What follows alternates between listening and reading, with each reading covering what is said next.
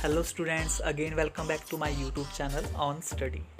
Irrigation engineering में आज जो हम चैप्टर शुरू करने वाले हैं वो है रेगुलेटरी वर्क, जिसमें हम टॉपिक कवर करेंगे head regulator, canal head regulator, cross regulator, canal fall and its types. So आइए स्टार्ट करते हैं आज का लेक्चर। इंट्रोडक्शन से स्टार्ट करते हैं। रेगुलेटरी वर्क, रेगुलेटर का मतलब है इफ़ेक्टिव वर्क और यहाँ पे वर्क का मतलब है स्ट्रक्चर। रेगुलेटरी वर्क यूज़ किया जाता है डिस्चार्ज को, वेलोसिटी को कंट्रोल करने के लिए जो वाटर रिवर या फिर कैनाल में प्रेजेंट है।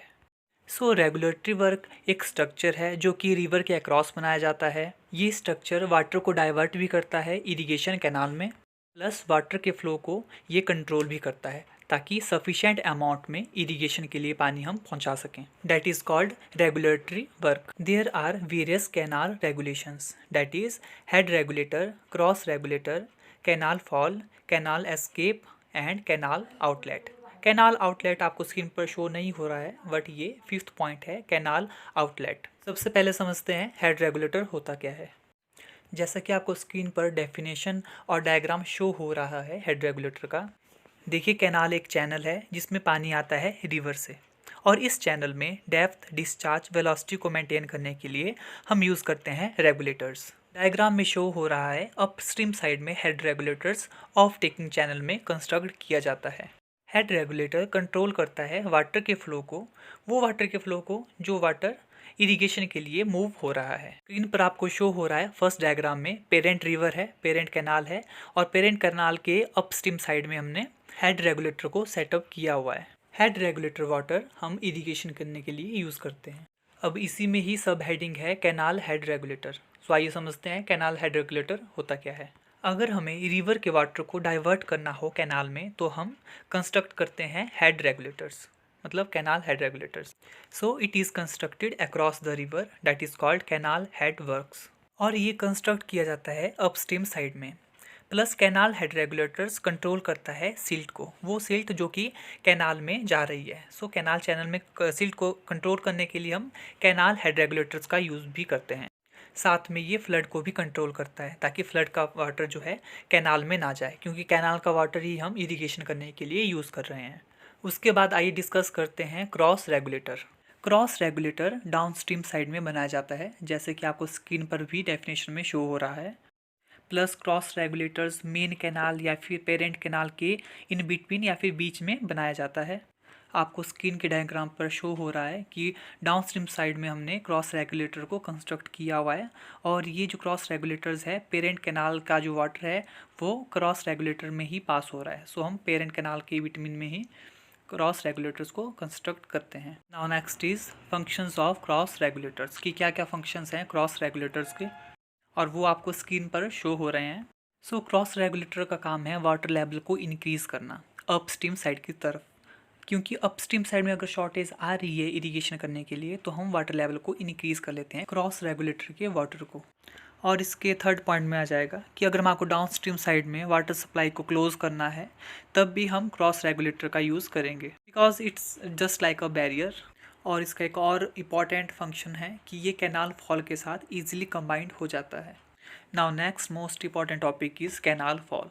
It is the structure constructed across the canal to allow lowering the water. Suppose first diagram में आप देख रहे हो हमारी कैनाल जो है वो बिल्कुल स्ट्रेट है, वहाँ की जो बेड लेवल है वो भी स्ट्रेट है। बट कैनाल जैसे जैसे आगे को मूव हो रही है, सेकंड डायग्राम में जो उसका बेड लेवल है वो इरेगुलर मैनर में आ रहा है, जैसे कि आपको स्क्रीन पर शो हो रहा है। यहाँ पर आपको हाइट डिफरेंस देखने को मिल रहा है। यहाँ पर बहुत ज़्यादा हाइट है बेड लेवल से लेकर अपर हाइट ऑफ द कैनाल तक। नाउ जब कैनाल वाटर डाउनवर्ड मूव कर रहा है या फिर स्ट्राइक कर रहा है बेड लेवल में, तो वहाँ पर वेलोसिटी इंक्रीज़ हो रही है, और वेलोसिटी इंक्रीज़ हो रही है तो वहाँ पर काइनेटिक एनर्जी भी इंक्रीज़ हो रही है। और इस काइनेटिक एनर्जी की वजह से जो बेड लेवल में है वहाँ पर इरोजन होना स्टार्ट हो चुका है। इस चीज़ को रोकने के लिए हम कैनाल फॉल का यूज़ करते हैं। आइए देखते हैं कि कितने टाइप के कैनाल फॉल्स हैं। Types of canal falls. आपको 6 फॉल शो हो रहे हैं, जैसे कि ogee fall, rapid fall, stepped fall, notch fall, vertical drop fall and glacis fall. सबसे पहला फॉल है ओगी फॉल, और ये सबसे ओल्ड फॉल है। इन फॉल्स का काम है वेलोसिटी को कंट्रोल करना और काइनेटिक एनर्जी को डिसिपेट या फिर डिस्ट्रीब्यूट करना और स्प्रेड करना।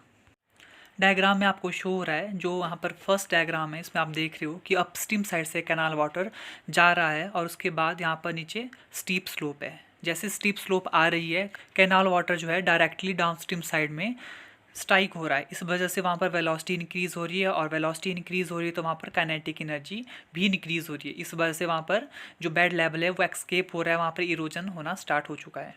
सो इस चीज़ को रोकने के लिए सेकंड डायग्राम में हमने ओगी फॉल का यूज़ किया हुआ है। आप देख रहे हो हमने कंक्रीट स्ट्रक्चर को यूज़ किया हुआ है और कंक्रीट स्ट्रक्चर से ऊपर से जो है कैनाल वाटर मूव हो रहा है स्मूथली और वेलोसिटी भी कंट्रोल या फिर लेस आ रही है। और वहाँ पर जो काइनेटिक एनर्जी इंक्रीज़ हो रही है या फिर जो जनरेट हो रही है वो डिसिपेट या फिर डिस्ट्रीब्यूट हो जा रही है स्मूथली। तो वहाँ पर कोई भी लॉस नहीं हो रहा है, ना इरोजन का और ना ही सिल्टिंग का। और आप सेकंड डायग्राम में देख रहे हो यहाँ पर कनकेव और कन्वेक्स फॉर्मेशन भी हो रही है। जब वाटर अपस्ट्रीम से डाउनस्ट्रीम के साइड को जा रहा है तो वहाँ पर एक कन्वेक्स शेप बन रही है और जब वो नीचे पहुँच रहा है तो वहाँ पर कनकेव शेप बन रही है। तो इसलिए हम इसे कन्वेक्स और कनकेव फॉर्मेशन भी कहते हैं। Now second one is rapid fall. So falls हम क्यों बनाते हैं? ताकि जो एक्स्ट्रा काइनेटिक एनर्जी आ रही है उसको डिसिपेट कर पाएँ, इसको डिस्ट्रीब्यूट कर सकें ताकि वहाँ पर इरोजन, सिल्टिंग, स्कोरिंग की प्रॉब्लम ना हो। डायग्राम में आप देख रहे हो रैपिड फॉल का। इसमें अपस्ट्रीम से जो है कैनाल वाटर जा रहा है और कुछ दूरी पर आपको हल्का सा कर्व देखने को मिल रहा है, डैट इज़ कॉल्ड सिस्टन। इसकी वजह से जो वेलोसिटी है वो डिक्रीज़ हो रही है और काइनेटिक एनर्जी जो है कंट्रोल हो रही है। Then again canal water move कर रहा है और कुछ दूरी पर फिर से ये सस्टेन आ रहा है ताकि वो वेलोसिटी को कंट्रोल कर पाए। इसमें जो आपको ये लेंथ देखने को मिल रही है ये से हम लॉन्ग लेंथ कहते हैं। तो इस तरह से हम सिल्टिंग, स्कोरिंग की प्रॉब्लम को कंट्रोल करेंगे। Now third fall is stepped fall. It is modified version of rapid fall. इसमें क्या होता है कि अपस्ट्रीम साइड और डाउनस्ट्रीम साइड की हाइट में बहुत ज़्यादा डिफरेंस होता है। मतलब अपस्ट्रीम साइड बहुत ज़्यादा हाइट में और डाउनस्ट्रीम बहुत ज़्यादा लो हाइट में होती है और इस वजह से जब वहाँ पर पानी स्ट्राइक करता है अपवर्ड टू डाउनवर्ड तो वहाँ पर सिल्टिंग, स्कोरिंग की प्रॉब्लम आती है। और इस चीज़ को रोकने के लिए हम स्टेप्ड फॉल का यूज़ करते हैं। आप डायग्राम में देख रहे हो स्टेप बाय स्टेप हमने हल्के से बैंड प्रोवाइड करवाए हुए हैं ताकि वो वेलोसिटी को कंट्रोल कर पाएँ और काइनेटिक एनर्जी जो जनरेट हो रही है उसको डिसिपेट कर पाएँ। नाउ नेक्स्ट इज़ नोच फॉल। ये ट्रेपेजोइडल नोच है और हम इसमें क्या करते हैं, सेवरल नोचेस हम एक साथ यूज़ करते हैं। इसकी डेफिनेशन भी आपको स्क्रीन पर शो हो रही है। आइए समझते हैं इसमें होगा क्या। डायग्राम में आपको नोचेस फॉल क्लियर हो रहा है। जो इसका लास्ट डायग्राम है उसे देखते हैं। ये आपको फ्रंट व्यू ऑफ नोचेस दिखाई दे रहा है जो कि हमने कैनाल पर सेटअप किए हुए हैं। ये 3 नोचेस हैं और इसका फ्रंट व्यू आपको दिखाई दे रहा है। जो नोचेस का आपको बॉटम लेवल दिखाई दे रहा है उसे हम सील कहते हैं। अब देखो इसमें होगा क्या। जब कैनाल से वाटर इन नोचेस के थ्रू फ्लोर में गिरेगा, स्ट्राइक होगा तो वहाँ पर सिल्टिंग की या स्कोरिंग की प्रॉब्लम क्रिएट होगी। तो उस चीज़ को रोकने के लिए हम क्या करेंगे कि फ्लोर में हम इम्परवियस स्टेटा से उसको क्रिएट करेंगे या फिर कंस्ट्रक्ट करेंगे। सो अगर इम्परवियस वहाँ पर स्टेटा से हमने उस फ्लोर को कंस्ट्रक्ट किया है तो वो सिल्टिंग की, स्कोरिंग की प्रॉब्लम को रिड्यूस करेगा। तो ये है notches fall. Now next fall is vertical drop fall. इसका डायग्राम भी आपको स्क्रीन पर शो हो रहा है। इसमें हम क्या करेंगे कि हम एक सिस्टर्न का यूज़ करेंगे जो कि कंट्रोल करेगा और डिसिपेट करेगा सरप्लस वाटर को। ये जो आपको हल्का सा डॉटेड कर्व दिखाई दे रहा है that is called cistern. So इस तरह से हम कंट्रोल करेंगे वेलोसिटी को और काइनेटिक एनर्जी को प्लस सरप्लस वाटर को dissipate. Now last one is glacis fall. Glacis fall का काम भी सेम है, वेलोसिटी को कंट्रोल करना, काइनेटिक एनर्जी को डिसिपेट करना, बट इसका प्रोसेस जो है डिफरेंट होता है। तो आइए समझते हैं डायग्रामेटिकली। डायग्राम में अपस्ट्रीम साइड है, डाउनस्ट्रीम साइड है और अपस्ट्रीम साइड के सीधा आगे क्रस्ट वॉल है, उसके बाद स्ट्रेट स्लोपिंग ग्लेज है, उसके बाद सिस्टर्न है और उसके बाद फिर डाउनस्ट्रीम साइड है। अब देखते हैं इसकी वर्किंग।